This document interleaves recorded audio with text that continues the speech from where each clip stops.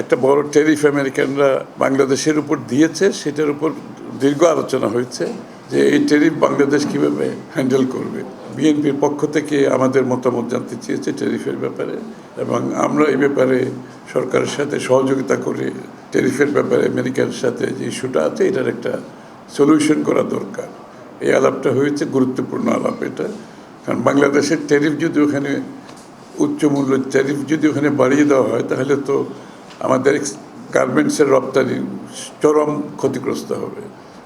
এটা অত্যন্ত গুরুত্বপূর্ণ। এই বিষয়ে দীর্ঘ আলোচনা হয়েছে। আমরা বিএনপি সরকারের সাথে এই বিষয়ে কাজ করব এবং সহযোগিতা করব যাতে ট্যারিফের ব্যাপারটা একটা সুষ্ঠু সমাধান হয়।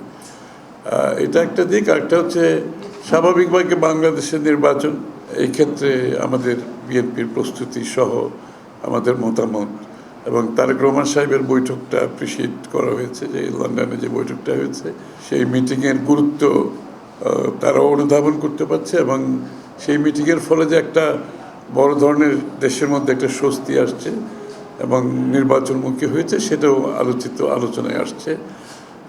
দুই দেশের মধ্যে আরও বিভিন্ন ট্রেড কীভাবে বাড়ানো যায়, বিনিয়োগ কীভাবে বাড়ানো যায় সেটা আলোচনায় আসছে।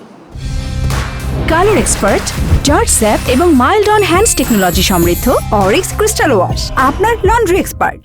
মোটামুটি একটি সিদ্ধান্তে আসা গেছে ফেব্রুয়ারি। এটা সকলের জন্য স্বস্তি, শুধু বাংলাদেশের ভিতরে তো না, বাংলাদেশে যারা পার্টনার আছে বিদেশে আমেরিকা সহ সবার জন্য একটা স্বস্তি। কারণ সবাইয়ের তো একটা এইসব ব্যাপারে একটা কর্ম পরিকল্পনা থাকে, একটা পরিকল্পনা থাকে আগামী দিনগুলোতে তারা কিভাবে কাজ করবে। আমরা কতগুলো দল, কতগুলো দর্শন, চিন্তা ভাবনার উপর প্রত্যেকটি দলের একটা নিজস্ব চিন্তা ভাবনা দর্শন আছে। মত পার্থক্য না থাকার তো কোনো সুযোগ নাই এখানে। যে বিষয়গুলোতে ঐক্যমত হবে সেটা নিয়ে আমরা এগিয়ে যাব, এটাই তো সিদ্ধান্ত। এটার সমাধান আগামী 1 মাসের মধ্যে শেষ হয়ে যাওয়ার কথা।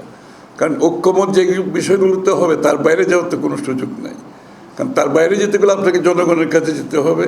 বাকি বিষয়গুলো যেগুলো তার বাইরে থাকবে, প্রত্যেকটি দল জনগণের কাছে যাবে আগামী নির্বাচনে তাদের ম্যান্ডেট নিয়ে, তাদের নির্বাচনী ম্যানিফেস্টো নিয়ে জনগণ সিদ্ধান্ত দেবে। তার বাইরে যদি কিছু হয় সেটা জনগণের কাছে নিয়ে যেতে হবে আগামী নির্বাচনে।